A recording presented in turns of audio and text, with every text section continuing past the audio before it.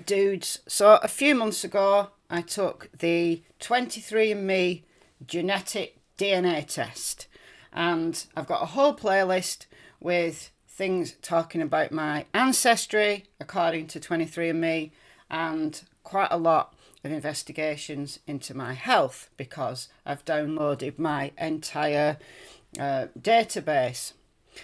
So about a month ago, I decided to do a little test and compare 23andMe to some other popular DNA services. So I sent a sample off to Ancestry.com, which has not come back yet. It's in progress according to their website. But a couple of days ago, Living DNA came back. So I tested Ancestry DNA and Living DNA on the same day. I posted them on the same day at the same time. They went in the same post box. Right, so Living DNA is quicker. But Living DNA, I'd never heard of it. When I decided to compare and contrast some Ancestry sites, my immediate one obviously was to go to Ancestry DNA because it's so well known, but I wanted to choose one that I'd never heard of before, just like a wild card. And I did a little bit of searching, and Living DNA came up as a newer service, and it had good reviews, and I'm always kind of suspicious when there's good reviews. It's like, who's writing these things? But I thought, there was a special offer on. It's actually £99, the full price plus shipping, but they had an offer on and it was £59. So I got a deal, I bought a kit, and right, so let's compare my results with those of 23andMe. So let me just remind you of my 23andMe results. So this is 23andMe, and I'm over 98% European, split between Southern European, specifically Italy, which is my biological father's ancestry. He was indeed from Southern Italy, specifically Sicily, and the whole family have lived in Sicily, as far as I know, for at least the last few generations, as far as I know, but I know very little about that side of my family. I did expect there to be some other Southern European DNA in there because Sicily has been conquered loads of times. It's an island in the middle of the Mediterranean. People come and go from it. So a little bit of Spanish and Portuguese. And when it says broadly something, it means that it's the database that my DNA has been compared to. It gives a less accurate figure. I think that's what it means. So it can't pinpoint it. British and Irish comes from my mum's side, so I'm going to show you my actual ancestors shortly, but we are British on my mum's side, completely as far as I know. But again, there's been a lot of mixture between Northwest European British people over many, many, many generations. So British people tend to see some Germanic kind of DNA because of the Anglo-Saxons, and a little bit of Scandinavian because of Vikings and so on. But these tests say that they're looking at the last 200 years. So kind of, that's what, 8 to 10 generations.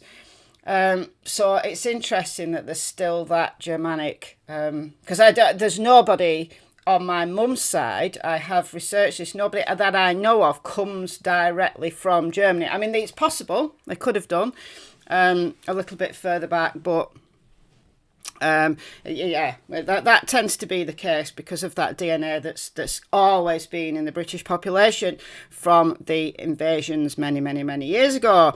And then just a tiny bit of North African or West Asian, which again is because Sicily is so close to those regions. That's perfectly normal in Sicilian people. Right, so that has absolutely no surprises. It's absolutely correct. Half of my ancestry is Sicilian, half of my ancestry is British. So there we go. There's that. Now, let's compare that to living DNA. So living DNA, as I said, is a is a newer service, I think. So they're saying that they're using unique DNA constellations method. I don't know what that means. They're testing 80 regions up to now, 80 worldwide regions. Now, it doesn't seem to be as extensive. If you look at these, that's very, very small print. Can I zoom? Can I zoom? Doesn't look like I'm being able to zoom at this moment in time. But anyway, it doesn't look as extensive as 23andMe or Ancestry. But what I was particularly interested in was it does, and this was what some of the reviews said, is that if you've got British ancestry, then this test is particularly good because it breaks your ancestry down into regions, all of these regions. So what I would expect to see, based on the ancestors that I know, is that there would be lots of influence from Northwest, because I am Lancastrian born and bred. Perhaps some Lincolnshire, because I've got one of my great grandmas was from Washington, which is near Lincoln in Lincolnshire. And also her husband, so one of my great granddads, was from Halifax, which is in West Yorkshire. So it's the other side of the hills. It's the wrong side of the hills for us Lancastrians. So, right, I'm going to log in and we're going to do a comparison. Alrighty, instantly, the interface doesn't quite go up to, 23andMe is pretty impressive. There's lots of clicky links. It's very intuitive. And obviously it's got the health side as well. It gives you scientific details. It just goes into a little bit more of how the testing was actually done. So I'm very familiar with 23andMe, and this didn't, kind of like, I don't know, first impressions, right? You can click on this person and it mixes your DNA up, and then it puts it into, it kind of doesn't mean anything to me.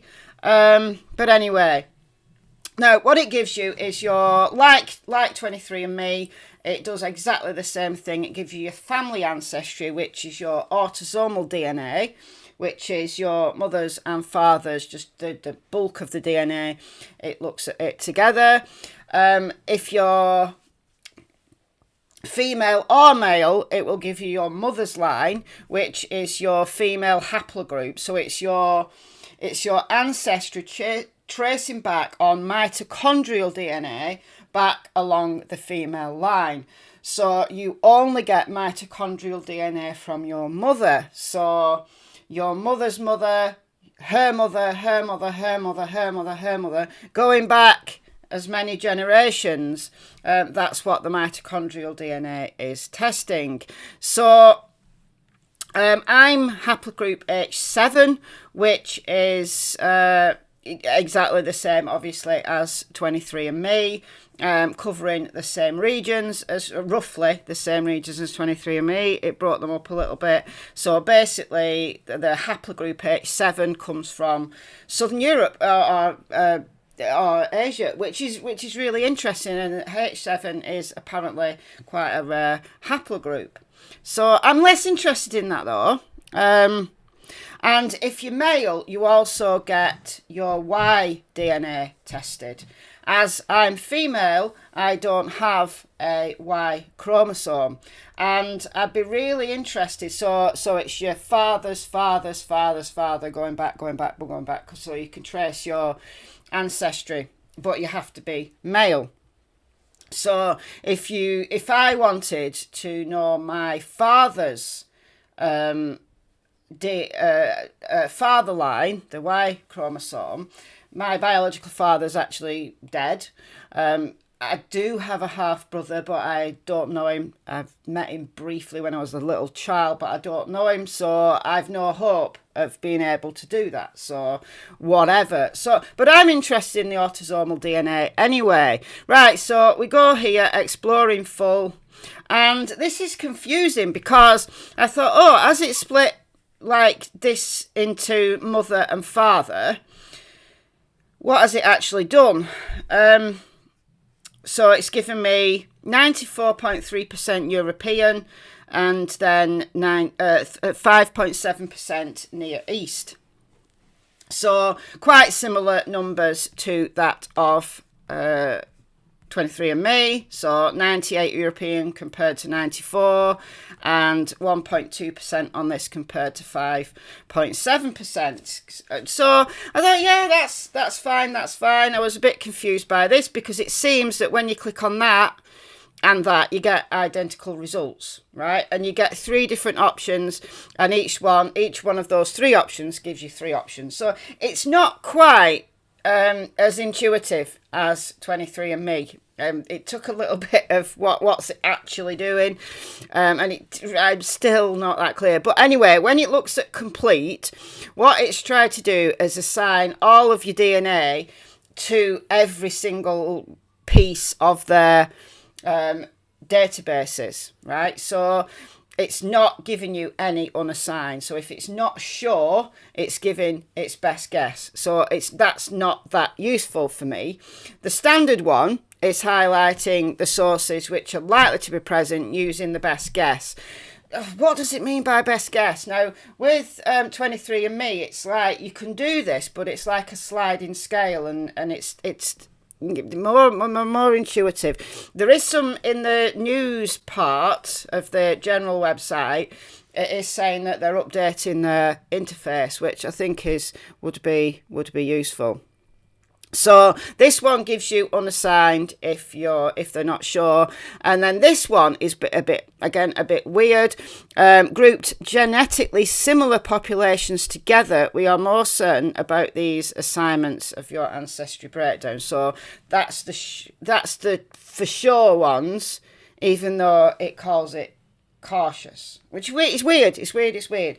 Right, so I'm not going to look at this one. I'll do standard. So swapped it over to standard. As I said, it gives you global. So it gives me broadly European 94% and then 5.7% Near East. If you go regional, what it does is it splits the Europe down into countries.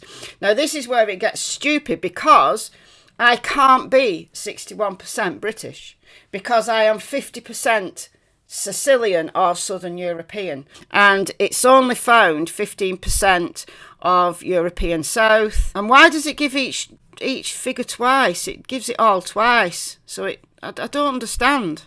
I don't understand what it's done. And then the Near East, 5.7%, it split it down into North Turkey, Levant, Armenia and Cyprus. So different, although the same regions as 23andMe. It's not found North African, it's found more kind of this area rather than North African. What I suspect it's doing is, because this is a newer service, I don't think the database is as big. The genetic database is as big as 23andMe, so it's not as accurate. It's because it's only as good as the databases that your DNA is compared to. So I think that's the problem. But it does update as they, like the other services, when they update their systems, your results automatically update. So it's not like you have to keep paying to get updated results. It does it. So this will get better.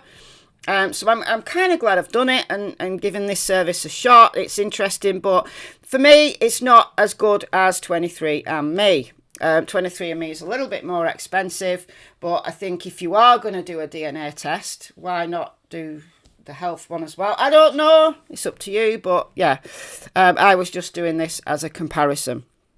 Right, so when you do sub-regions, this is where it gets really interesting if you've got British ancestry, because it splits it all down.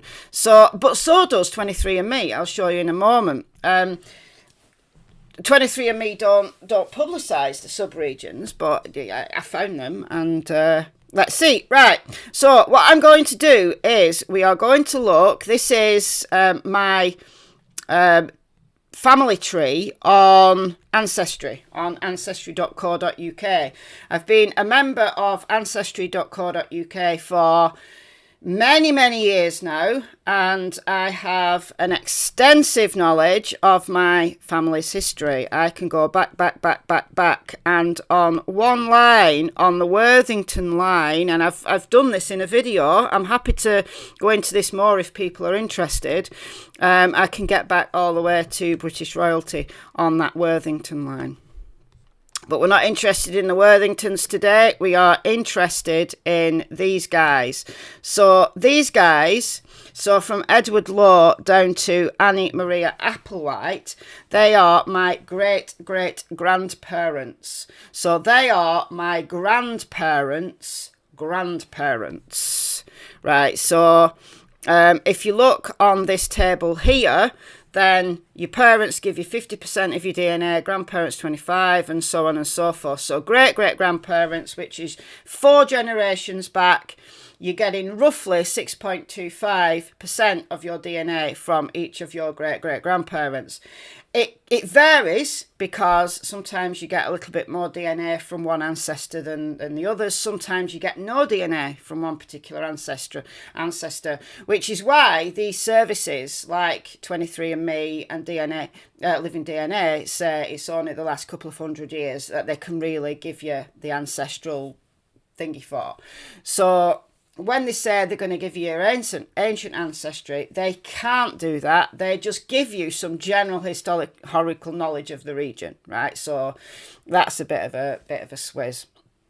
So 23andMe say they're giving you your ancestry from the last 200 years, and Living DNA are saying they're giving you 10 generations back. But very few people actually know their ancestors from 10 generations back. I can go 10 generations back on some lines, but particularly the Worthington line, but not others.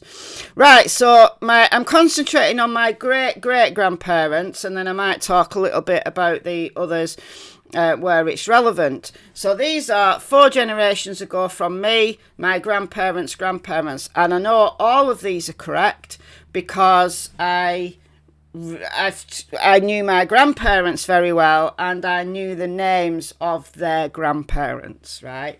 So this is, I've got a lot of information about these. So first of all, we've got Edward Lowe, which is my granddad's granddad. He was born in Liverpool and he died in Wigan. He married someone called Jane, who was Wigan born and bred. Wigan it was in Lancashire when these guys were alive, as was Liverpool, Manchester. The whole area was just called Lancashire, and us Lancastrians want them all back. We want Manchester and Liverpool back, right? Stop calling them Greater Manchester and Merseyside. Stop being stupid. These people are Lancastrians. Be told. Anyway, so my granddad's other grandparents, so these are his father's parents. Now these are his mother's parents. Now these are the Allcrofts. The Allcrofts are Wigan born and bred, and I've got quite far back. He was illegitimate, so the name Holcroft comes from his mother.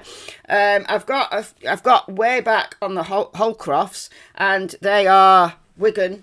Or within the general vicinity of Wigan for many generations. So John and Margaret, I know where they're buried. I know where these guys are buried. They're actually buried quite close to each other in the same graveyard. I'll take you there one day.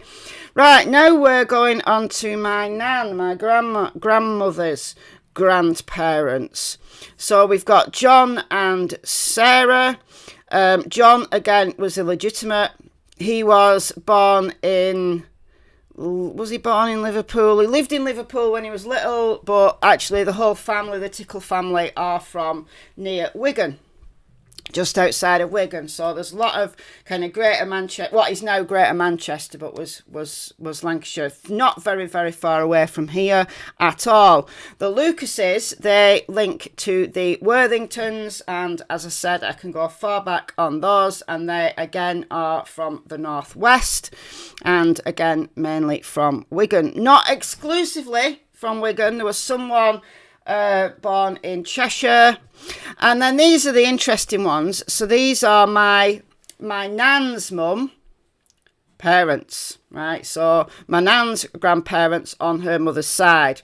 So Herbert, he was a policeman, and he was actually born in Halifax, which is the wrong side of the Pennine Hills. He was born in Halifax, but he, as a police officer, he came to work in this village where I live, right? He came to work here and lived here, settled here. His wife was actually born in Lincolnshire. She was in service. She was a domestic household servant, and again, because of that, she relocated, and I don't know how they met. It must be an interesting story. I do know more about his parents and his ancestry, but I've got that actually in another tree. So, right, all of these are northwest. All of these are Lancashire, which is now either Greater Manchester or Merseyside. And this is Yorkshire, this is Lincolnshire. Right, so let's compare it to what it says on this. So, sub-regions. So, it's telling me that I've got 10%. Let me, where's the map? Where's the map? I want the map.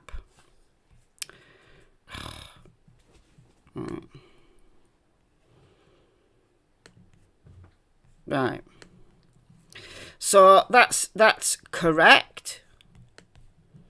I'm surprised it's as little as 10%. That's a bit weird, because you'd expect that to be more. You'd expect that to be like 3/4, wouldn't you? Right. East Anglia, which is here. Lincolnshire is here.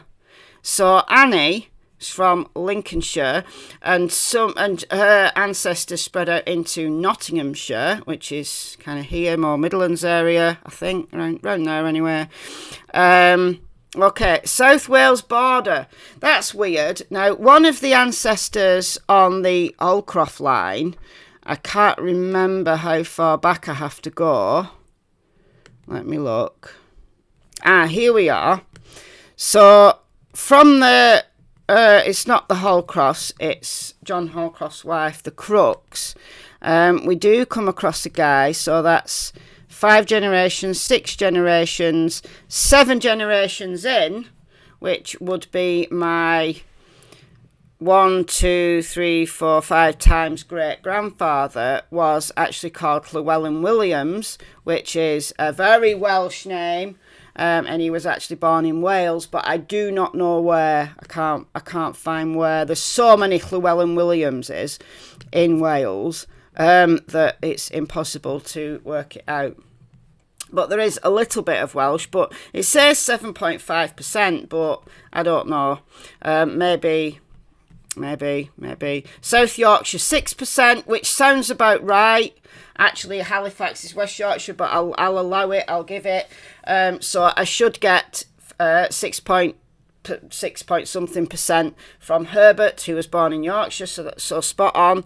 A little bit of Scottish, which makes sense, because Edward, his mother was surname's Armstrong. Armstrong's a Scottish surname, so I did expect to be some Scottish, but I can't get her back. I can't get her back very far, so I can't find that Scottish link. And then we get to a little bit South England, which is probably related to the Lincolnshire ones. Some from Cornwall, a little bit from Cornwall, which is right down here.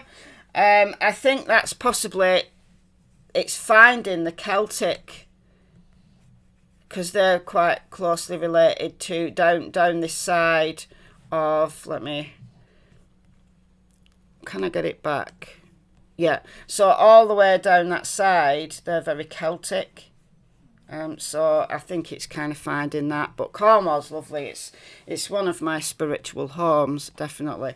So that kind of makes sense. I think if you were using living DNA and you didn't know, and your ancestors were British, and you wanted a head start into what regions to look for, I think there's possibly some use in it, but I don't think it's quite as accurate yet as it could be. And also, 23andMe also does this. So you can just go to, for example, if I get my breakdown, it doesn't do it by percent, which is not as good as living DNA, but Greater Manchester, Greater London, which is weird. I don't know whether that's picking up on the Lincolnshire, Merseyside, West Midlands, Lancashire, West Yorkshire, South Yorkshire, Nottinghamshire. So it's, and again, a little bit of Scottish, Glasgow's in Scotland. So again, it's similar. It doesn't break it down quite so well as living DNA. So if you've got British Ancestry and you just want to have a look at those regions, then yeah. It's not so good though at finding. It didn't find my Sicilian ancestry. It got some broadly Southern European, but it didn't do Sicily very well. Sicily's a very small island. Maybe there's nobody in Sicily who's used this service, and that's maybe why it's thrown it off. I do not know. I've no idea. I suppose I'm more satisfied with 23andMe, although it was slightly more expensive. I think it's probably worth the extra. Living DNA say they don't sell your DNA to anyone or give you DNA to anyone.